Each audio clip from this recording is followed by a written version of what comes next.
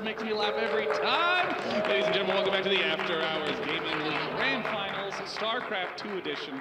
We're in match number 3. So thrilled to see the audience there because, you know, we're back in this studio and we keep saying jokes and then we don't hear anything at all. We don't. I mean, do you find us funny? I don't know. I didn't hear anything back in the studio. Who knows? But the important thing is that we're having serious fun in the caster area here. The next map, as we talked about, Ultrazim Stronghold is going to be Bay versus Banjo Islands, name that strike fear in the hearts of no one. Well, if you look at his record, Sean, it actually looks kind of intimidating. 11-1 throughout the entire season. I really think that this is National Instruments, their match to get back into this one. Down 0-2, obviously not the start they were looking for, but now they have the ace player going up against the Terran. He's the Zerg player, so you could already say like, so, you know, a lot of Zergs are okay with that, especially on a map like Altazim. So I think this is where the fun truly starts if you're on the National Instruments side of things. Yeah, I mean, this is really when the momentum can twist, as you say, back into their favor. But to put all the hopes in the name Banjo Island. Sounds like a really cool anime series, you know? Yeah, they always have good first names for the main characters there. Like Cloudfish, and everyone's like cheering for Cloudfish. He's the guy who strikes fear in everyone. How do you come up with all this? Cloudfish. Well, my brain's like, do it. My mouth is like, and approved, and it's away. All right, we are almost ready for our third series of the day. Once again, going to be an important one. It's a big match, but I think this is really National Instruments, their map, their player, their star. He should be able to do it. There's a lot of pressure on his shoulders, but he should be fine. Well, with a name like Banjo Island, you can't really go wrong. Of course. Well, as we hop into the game, the first player that we're going to be introducing is the captain that we interviewed oh so shortly ago from Team Microsoft. It is none other than Bay, the paperclip. And all the way down in the opposite side, living the Zerg dream from Team National Instruments, it is Banjo Island. Bay wants to know what you wanted to know, Sean. A really cool island where no one stresses out with too many strings. When I hear Banjo Island, I think of Banjo-Kazooie. That game gave me a lot of entertainment when I was very young. Oh yeah, I probably play through that game once every 2 years or so. Everyone is welcome. Wow. I remember waking up my brother when I discovered like a new trick in Banjo-Kazooie. He was 4 years older than me, but I thought he was still as much into it as I was. So I ran to his room. I was like, I got a new game. But it was like Saturday morning at 8 a.m. I have a new trick. And my brother was really mad at me. I will never forget that. But it was a beautiful day for me. I was really happy with my new little banjo trick. Well, I will say, I mean, that honestly, that game, there's many games like that that, you know, they're cheerful, they're fun. What is also fun, Sean, is playing Zerg on Altazim in general, especially if you are the Zerg player.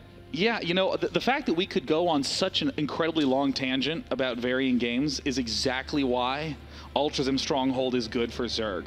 These distances are huge. Like, I mean, I'm going to try to just scroll with my mouse. You're actually seeing me lift it up. You have RSE by the time that you're in the left bottom, Sean. I know, gosh, I mean, like my finger's cramping already trying to get down here. And I like this choice from Banjo Island, actually. He's electing to take the hatch that is towards the center. Now, most of the time, Zerg players would suggest that you take this back expansion, but the fact of the matter is, if you take the front, creep spread can begin much sooner, and as you said, the endless trail of Terran ants is really what the Terran wants to do in those late games. Yeah, I like that he's going for the low ground. I think it's ambitious, but I also think it's the correct way to go at it. We see Bay opening up with a Reaper over here, which is also fun. Fantastic. Reaper... Sorry? Fantastic. Yeah, he's also going to follow this up with a second Reaper, and there is no extracted down just yet. No, this is something that on most maps you would say is crazy. I guess on Altazim I understand why Banjo Island is doing this, but he can definitely get punished by the 2 or maybe even 3 Reaper opening, because those Reapers can just dance back and forth for days. Yeah, I mean, it's very tricky to deal with this sort of Reaper play, but I mean, the fact of the matter is, it's such a good map for Zerg in these long-term situations. Yeah, you might deal a lot of damage with a few Reapers, and then comes minutes and minutes of nothing, because so much of this matchup depends on these Hellions' ability to contain Zerg threats. And given the fact that there's so much area for the Zerg to be on, you really can't even do that much aggressive stuff with the Hellions. You have to be doing most of your time spent spotting. Still no 3 hatcheries yet for Banjo Island. I'm a little bit confused by that, especially because he didn't drop an extractor yet either. We can see these Reapers just poking in forward, going to shoot a little bit at this queen, but Banjo Island most likely too good to lose one of the queens in this phase in the game. Yeah, I think he's opting for the 4-queen build, like you say, the gasless opening, so he can just get all the creep tumors everywhere. Bay now throwing down his 3rd command center, and I would say that this is the least surprising thing that we have seen possible. I mean, it's nothing but, I'd say it was the least surprising opening possible, but here we have Bay going for the double-double. But I'm surprised that it's the 2nd reactor as well, not a tech lab, because often you see Terran players go for a tech lab and then go blue flame. Then again, if you go double reactor, you know, blue flame Hellions are good, but ridiculous amounts of normal Hellions is also pretty good. So this could be really bizarre. If he's actually just going to pump out Hellions 4 at a time, he might just be able to overrun his opponent. Yeah, and I mean, that's really, I think, the key difference that you bring up. It's not about harassing, it is about overrunning. If you go for the tech lab and get blue flame, you're dealing more damage. If you get the reactor, you have more hit points. That's what you're investing in. And it also means you have a much harder transition out, because Hellions are pretty expensive. You can burn through cash fast with those. Yeah, you know, other than that, everything looks very solid so far for Bay, though. And he has his 3rd command center about to finish up as well. I think he got a little bit fortunate with some of the overlords from Banjo Island heading in the wrong direction. Because right now, everything looks still very standard. You know, if you're Banjo Island, you think, oh, nothing to worry about. But there is actually something to worry about. Yeah, I mean, this is where the sort of tricky mind games begin, where Bay is just trying to reveal Hellions 2 at a time and then keep most of the other Hellions kept back. That way he can surprise with a huge amount. Thus far, you're really not going to suspect much if you're Banjo Island, but oh my god, wait. Is he really going to do this? He, I believe, is going to be going for the armory and is going to suddenly explode forward with a ton of Hellbats. That would be so sick. I actually haven't seen this yet on Altazim, but it makes so much sense to me. Just in general, we don't see a whole lot of Altazim. This could really catch Banjo Island off guard. I really like where he's going with this, Sean. This is like, you're going up against an opponent that you know is a very good player. He has an excellent record. So you know, like, hey, if I'm just going to try to play Marine Marauder on this map, it's going to be extremely difficult for me to win. However, using the new patch and also just like by doing it even in a more bizarre way with 2 factories, this is such a cool build. Yeah, he looks like he's going to be doing a Hellbat medevac push. Yeah, and that's going to be so strong. Is Banjo Island going to spot this? He's just stepped into this dark zone. And the Roach one just now being morphed in. Of course, Zerglings guys are not going to cut it against Hellbats. This is quite a few Hellions already. He's going to move them forward. Is he going to transition them into Hellbats already? First transfuses will fall. A couple of Zerglings are going to stream in. He doesn't have the critical count of Hellions just yet where he can really go all the way with it, though. Banjo Island is being very, very careful. I mean, Hellbats, even though they're so brutal to deal with, they still are slow. We've seen great control out of Banjo Island, and it looks like that's exactly what we're going to see again, sweeping all sides with a lot of Zerglings, and they are lining up, Rotterdam. It's a barbecue party over here, Sean. Queens are getting quite low on HP now as well. Still more transfuses going down. So far, Banjo Island has done a fantastic job in actually transfusing his queens and keeping them alive. Where are those medevacs, Sean? Because we saw a few medevacs out there, and then it makes so much more sense to transform your Hellions into Hellbats, because then, of course, suddenly those medevacs can actually heal your Hellbats. I mean, this is, again, like you say, a very unique build, only possible within days of this final match. I mean, the patch was not very old at all, and we see the prepared transition on the back end. We see Bay getting up plenty of barracks. He's going to be doing a full transition into it looks like a Marine Hellbat mixture, a very potent mixture. But we've been spending so much time talking about you know, what Bay's doing and his transitions and his openings, that Banjo Island in the meantime has not overdone his drone count as to die to this push.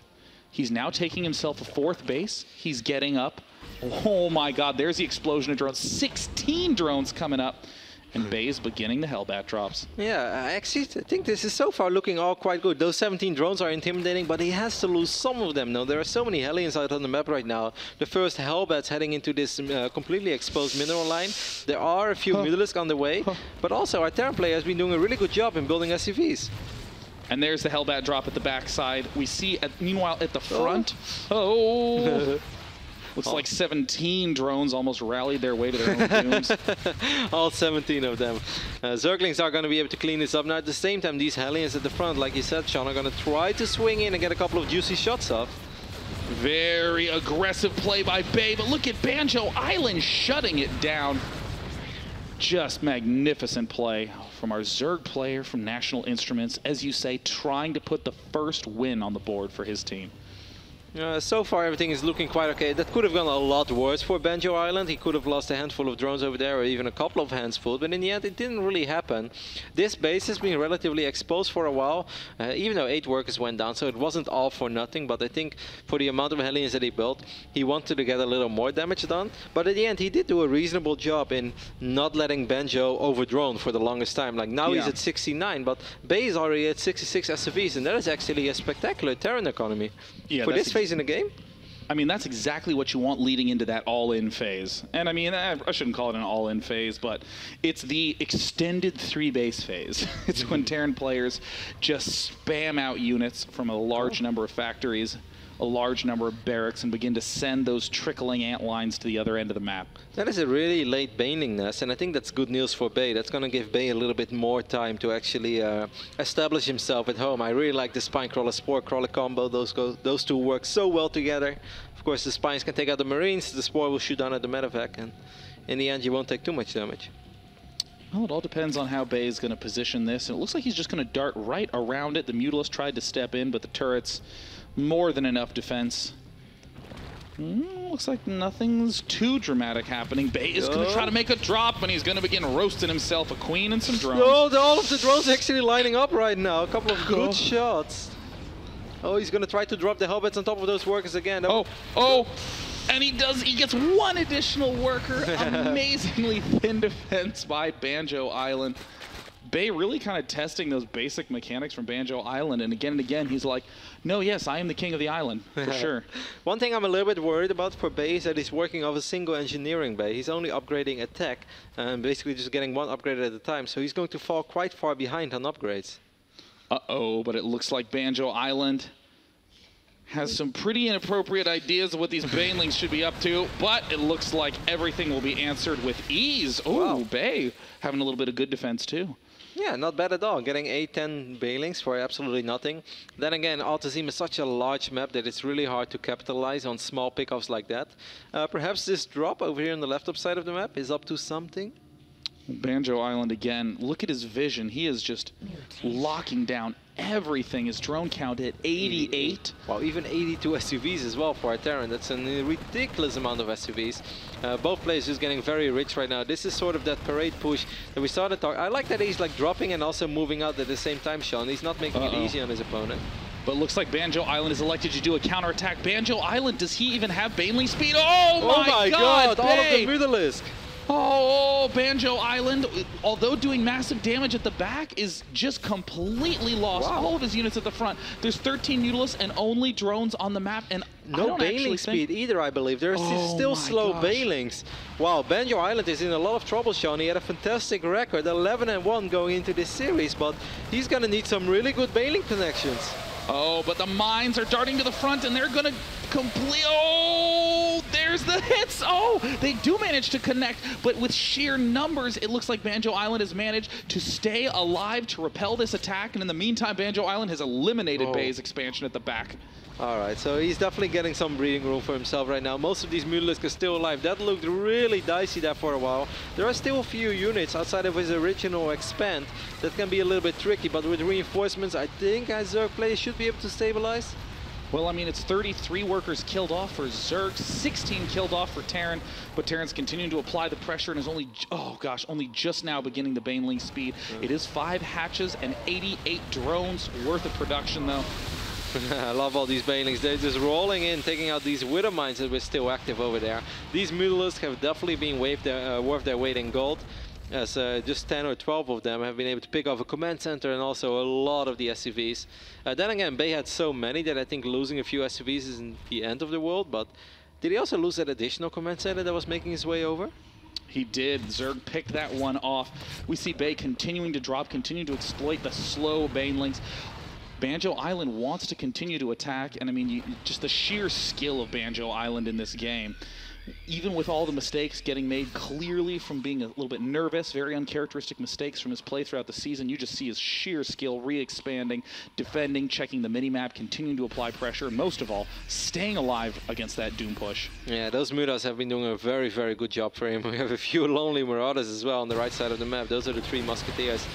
These Marauders could potentially snipe this Spire. They're kind of just shooting a little bit at everything right now. If he would go for the Spire, I think... Oh my god! Those were some Jock G Widow Mines over there against Revival.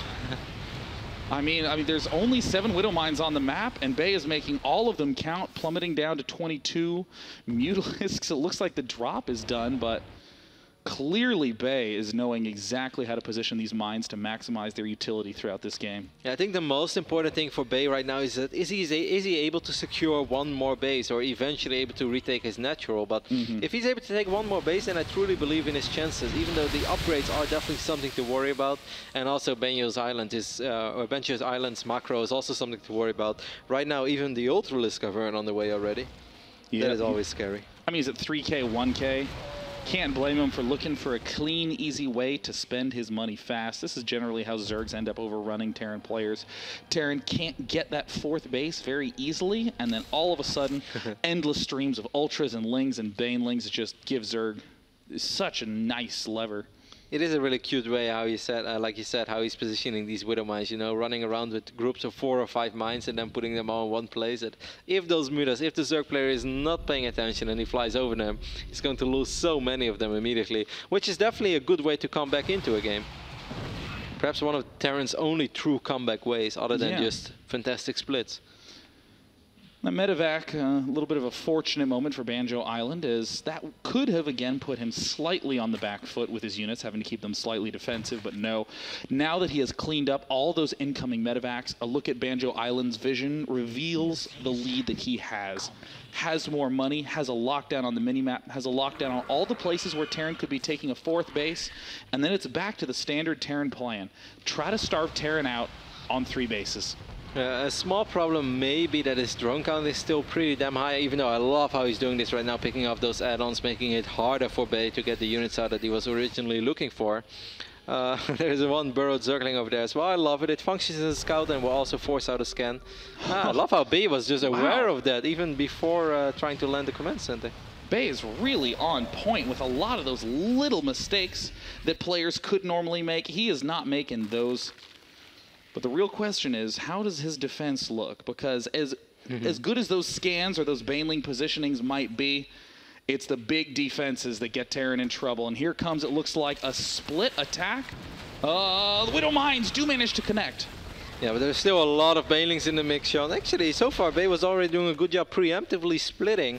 There are a lot of Ultralisks on the way as well. I love how he's doing this, though. Banjo Island using the Mutalisks, using their mobility very well on the right side of the map. Anytime those Mutalisk Marines just chews them up in a matter of seconds, Bay's really trying to find what positioning he wants to go for. And like we were talking about long before the game started, it's the medevac drops that really give Terran that opportunity to move out and attack. Because if the Mutalisks are all the way over here, they can't dart over here and deny these medevacs, which means the only thing that can defend them is the main army. And that's what allows the Terran player to begin the big push. Is that command center already a planetary fortress? Ooh, it's an orbital. Very ambitious.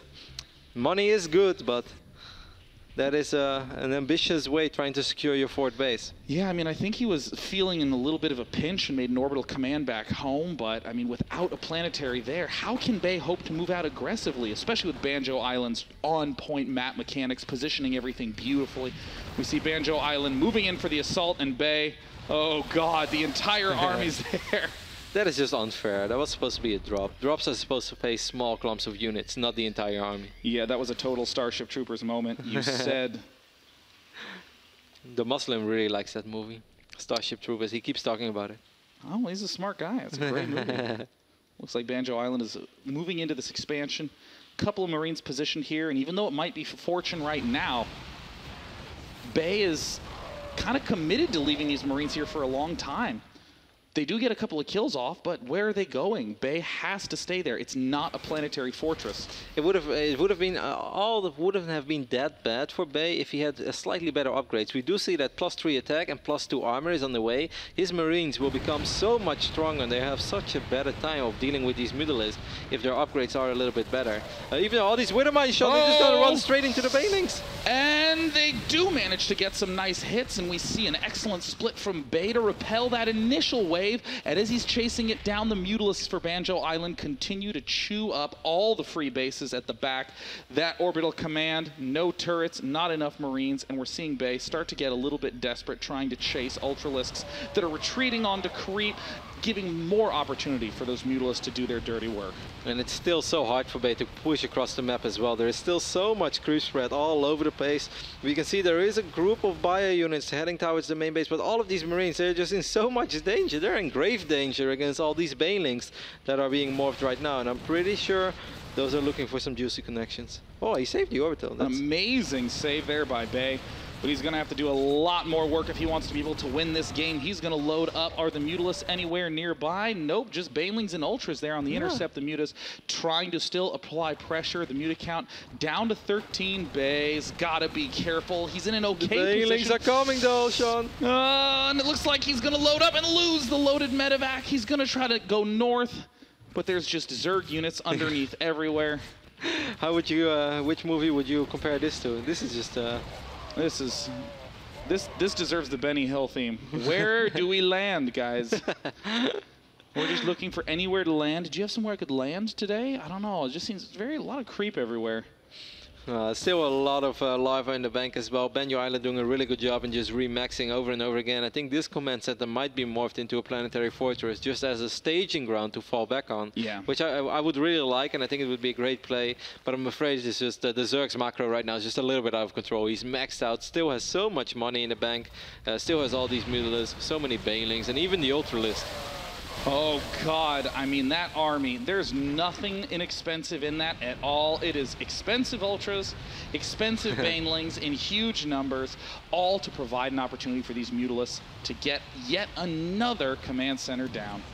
Yeah, he's doing a fantastic job with his Mutas throughout the entire game. Even when things looked a little dicey, if he wouldn't have been able to snipe that natural expand, this could have been a completely different game. But he was under some pressure, but he kept his head cool and still used those Mutas on the other side of the map. And that is really remarkable. That's a sign of a good player, or that's a tell of a good player. That's what they always do. They don't panic, they still execute what they're supposed to do and just barely defend, because that's the way you want to defend. And I mean, there's this difficult transition that I think is easy to do too soon, which is to go into the hive tech with the infestors way too early, and this gives Terran that breathing room. And Banjo Island is doing nothing of the sort. Continuing to be aggressive with Mutalisks, we see the +3 attack for the Spire. 3-3 was done for these Banelings as Ultralisks were coming out. And only now, as Banjo Island has a seemingly endless number of bases, I mean, even with Bay killing this one, there's over 12 gas geysers that have been mined from for Zerg at this point in the game. Yeah, with almost 4,500 gas in the bank, Banjo can still produce quite a few Ultras if he wants to, or morph more Zerglings into Banelings. He just has a terrifying Zerg army. There's no other way to look at it. Bay still has an army to work with, and as long as he has that fourth base, we all know that Terran is able to produce a lot of Marines of just a single mining base, but this is just such a difficult map to ever get a good fight. Our Zerg player has done a really good job with spreading creep, and Bay needs to take it slow if he wants to get a good fight. He can't overextend, but if he can't overextend, then he needs so much time as well. Yeah, I mean, that time is running very thin for Bay. He looks like he has a lot of money, 1.6K, 1.2K, but then Zerg has almost 15,000 total resources in his bank. That's a good snipe over there. Yeah, I mean, very nice pickup on the Mutalisks, but I mean, with 7K, 5K, Zerg can hold any button, and it will never say not enough minerals. That is the most beautiful feeling in the world. And you can just remax on whatever you want, and you still have money in the bank. But often you spend gas a lot quicker than you expect. You often think like, oh, I'm so rich, I'm so rich. And then you max out on the Ultras, and it's like, I better not die right now, because I just spent all my gas.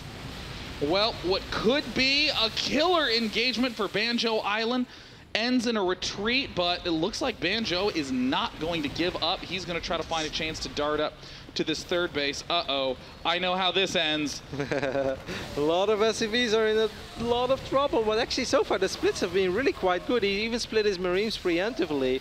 I really love what the Planetary Fortress did over there. These Banelings getting reasonable connections. I still think we have around 35 SCVs on the map. No, Looks just like, 19. oh my god, it's gone down to 18. 79 workers have been killed off this game. But he does have the power of the mule to fall back on. And you know, Sean, looking at the bright side of life, this just means that he's able to produce way more Marines. Oh, that is true. Move over SCVs, Marines are here to stay. We do not have STEM, can't hang with the cool kids. If he is able to spend all his money, he could absolutely max out on a just disgusting Terran army with so many Marines, Marauders. Even right now, army supply is surprisingly close between these two players. It's just the crew spread that makes things so hard. Yeah, with Bay moving to this left base, oddly you can starve, I feel odd using that word, but you can starve a Zerg on around 6 bases on this map.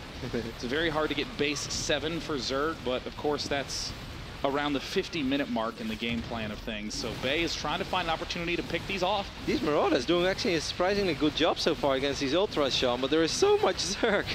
This is Starship Troopers all over again, you're right. And he's going to try to load up. There's not a lot of Mutalisks. They won't really be able to do maximum damage, but Bay is now out of the boost. He's got to begin unloading. The Mutalisks try to target fire down the fullest medevac, but it was full of Marauders.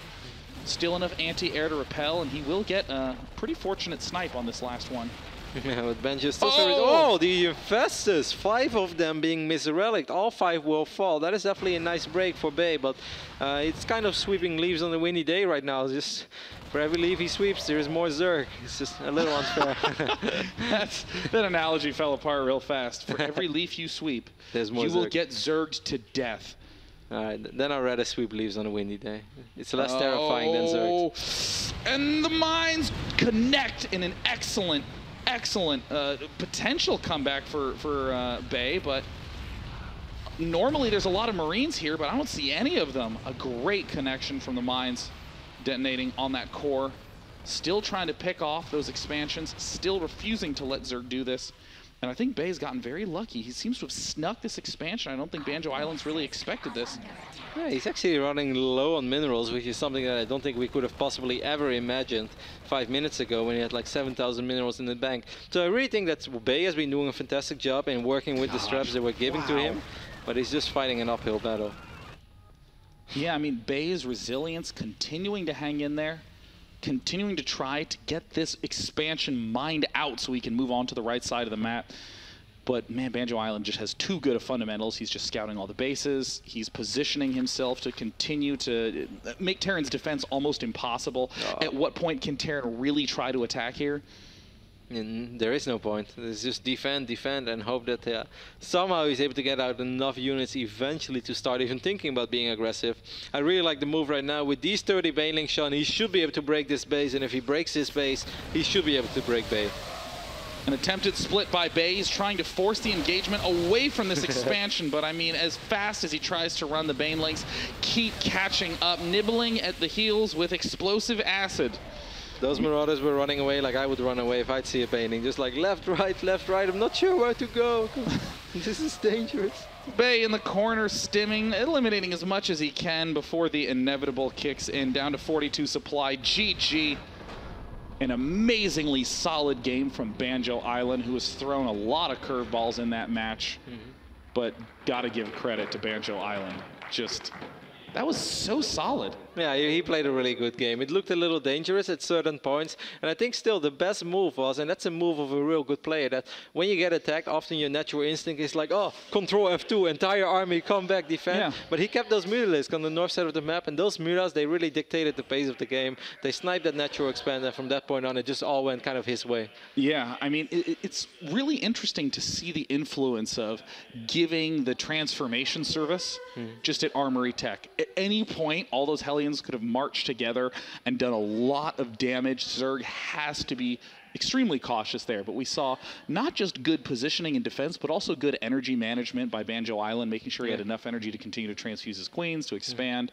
Very action-packed game. Yeah, he did a really good job. I like that you pointed out, because those queens, they're really crucial or pivotal in that phase in the game, because the Roach one was late, so it's either Zerglings or queens. We all know what happens with Zerglings. If they don't get the perfect surround off, they'll just die. It's a barbecue party. So those queens, they were detrimental to his defense, and he did a really good job. He was spreading creep and still transfusing the queens as well, and just keeping them alive. And that's hard to be a queen in that situation, because you're just throwing little darts at things that shoot fire. I mean, and then you accidentally throw a dart at the other queen like that. I think that there should be like an RNG of like transfuse not working out. It's an actual attack. It's a hard life being a queen. I mean, you throw darts, you throw up onto hatcheries like every 40 seconds forever. Unless your opponent has, bad macro, and then you're like, yes, I get a break. But that's exactly what helped Banjo Island stay alive in that game, his ability to manage those queens very, very well. And with that ZVT behind us, we now have a Protoss versus Terran coming up on merry-go-round. It's going to be Microsoft's Wraith LOL versus National Instruments. Come on, man. Which I think is probably top 10 IDs NA. Yeah, actually, he introduced himself earlier to me today. I was like, what's your nickname? He's like, come on, man. I was like, is he saying like, come on, man, because I'm supposed to know him? I was like, yes. I was like, oh, sorry, if we met before. He's like, no, it's come on, man. I was like, oh. He's a superhero that has a big cape. He is, come on, man. He flies around and tells people to hurry up when they're running a little bit behind. Come on, man. He's really annoying to play Mario Kart with. Or just to take a run in the park with as well. He's like running in front of you. He's like, come on, man. It's like no, he's a great personal trainer. I'd be like, I really like come on, man. His superhero powers encourage me to run faster. This is going to be a really important match in the series as well. This was important that, of course, Banjo Island did his job as the ace player of the team. Yeah. But if you look at the overall record of these two players, they have both performed extremely well throughout the regular season. Yeah, I mean, it's this match that will cause one of two things for match number 5. It will either be tied up 2-2, which will give National Instruments that feeling of, oh, okay, may have started off a little bit bumpy, but we're back to even, everything's cool. Or it will mean every single game for the rest of the series is match point. It will be 3-1 in favor of Microsoft, which is a rough position to be in because, this is kind of a high-pressure environment. We have the whole studio set up. We're doing official commentary. We have headsets on. This is a big banner thing. Yeah. I mean, it's that sort of thing that allows a player who has normally performed well in practice to suddenly get overwhelmed and feel uncomfortable and maybe begin making some errors. We've seen those problems with Warpgate, doing some funky misses here and there. So if it's 3-1 after 4 games, then game 5, 6, and 7 are very, very tense for National Instruments. It's so weird how that works as well, because there are days where you will feed off that energy, where you're like, man, this is actually giving me wings. Wings. We're at the Red Bull studio over here. No, but some days it just makes you play a little better and just feels like everything is going your way and you get really pumped up. But indeed, the other days it completely backfires and suddenly you just start not being yourself and you forget the most obvious things. It's like the very first moment you select your first worker, you select 2 workers and you both click them. You're like, no, it's gonna be one of those games. Oh my God! You hit S and they all stop moving. I wanted to build an SCV. Oh yeah, that's really frustrating when that happens. Oh God, the number of times I've done that. As much as we're talking about the agony of making mistakes, let's go to a poll that's a little bit more lighthearted. As we talked about at the start, we have polls that capture the essence of the After Hours Gaming League, and we asked you which StarCraft 2 player had the best prepare for the AHGL, and it looks like Wraith LOL, the player who is in this match, chose Protoss. And amazingly, Lockender from Qualcomm, who's been drinking a lot of beer, he is not performing as well. Most people have been reading Reddit, and they're like, whoa, that's not Protoss. Everybody does that, but choosing Protoss, that's really the ticket to success. I don't know what to say. My Protoss heart dies when I read polls like this, Sean. But it is kind of funny. I can't deny that. It feels pretty good. There's a little bit of truth in every joke. We all know that. I know. I will say that's probably the greatest thing about being Protoss is when you're moving that warp prism in, and you're playing at home alone. There's no one in your room, and if they were, you tell them to get out because you're in a game of StarCraft. It's serious, right? So you're flying your warp prism in, and even in that moment where you're isolated, you're like, shh. Shh, don't make a sound. And then you go into phasing mode and nothing's happened. And then they see you warp in the units, and that sentry throws the force field at the ramp. And the best part is sentries don't have like a big animation on the sentry when they throw a force field. They just sort of look at you like, and now there's a force field at your ramp. Just sort of turns at you, and then all those Zerg units are like jockeying for a position right at the front of the force field. So you throw down a second force field. You say Merry Christmas. It's June. It feels great. It feels a little naughty as well. Feels a little bit inappropriate.